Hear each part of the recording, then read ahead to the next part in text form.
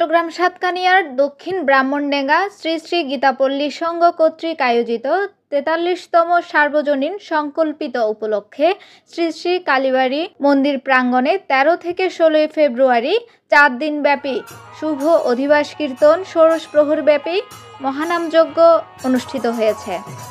দক্ষিণ ব্রাহ্মণডেঙ্গা শ্রী শ্রী গীতাপল্লী সংঘের উদ্যোগে আমাদের ৪৩তম উৎসবের আজকে শেষ দিন। আমাদের গতকালকে আমাদের প্রথম দিন ছিল। এর আগে আমাদের ভাগবত এবং গীতাযজ্ঞের মাধ্যমে আমাদের উৎসবটা শুরু হয়।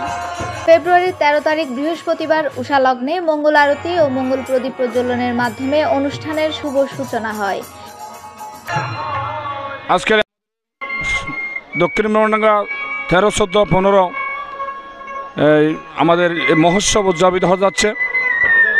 আমি খুবই গর্বিত, খুব আনন্দিত। ভক্তের সমাগম। বিকেলে শান্তি কামনায় বেদবাণী পাঠ, ঠাকুর প্রসঙ্গে পূজা ও সমাবেত প্রার্থনার আয়োজন করা হয়।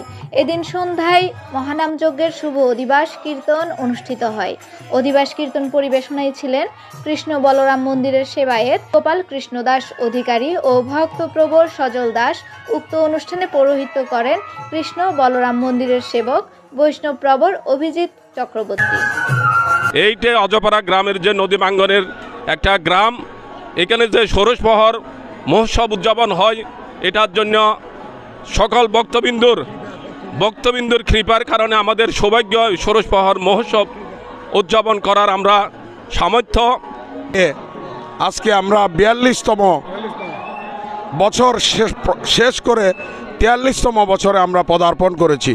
আমি আজকে এই সার্বজনীন দক্ষিণ ব্রাহ্মণডেঙ্গা গীতাপল্লী সংঘের মহোৎসবে আগত সমস্ত নরনারী ভক্তপ্রাণ মণ্ডলীকে আমার সশস্ত্র চিত্তে প্রণাম এবং কৃতজ্ঞতা জ্ঞাপন করি। আপনাদের সার্বিক সহযোগিতায় আজকে আমরা এই মহানামযজ্ঞ সম্পন্ন করতে আমরা চেষ্টিত আছি। ফেব্রুয়ারির ১৪ তারিখ শুক্রবার ব্রাহ্ম মুহূর্তে ষোড়শ প্রহরব্যাপী মহানাম যজ্ঞের শুভারম্ভ হয়। দুপুরে রাজভোগ নিবেদন এবং অনুষ্ঠানে আগত হাজারো ভক্তবৃন্দের মাঝে দুপুরে ও রাতে মহাপ্রসাদ বিতরণ করা হয়। ভক্তবৃন্দের পদচারণায় মুখরিত হয় মন্দির প্রাঙ্গণ। মহানাম যজ্ঞের শ্রীনাম সুধা পরিবেশন করেন দেশের সুনামধন্য বিভিন্ন কীর্তনিয়া দল। ফেব্রুয়ারির ১৬ তারিখ রবিবার ব্রাহ্ম মুহূর্তে হরিনাম সংকীর্তনের মধ্য দিয়ে ষোড়শ প্রহরব্যাপী মহানাম যজ্ঞের শুরু দেওয়া হয়।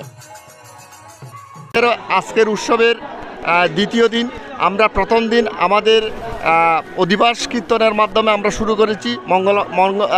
বিশ্ববাসীর মঙ্গল কামনা দিয়ে আমরা প্রথমে অধিবাস কীর্তনের মাধ্যমে শুরু করেছি।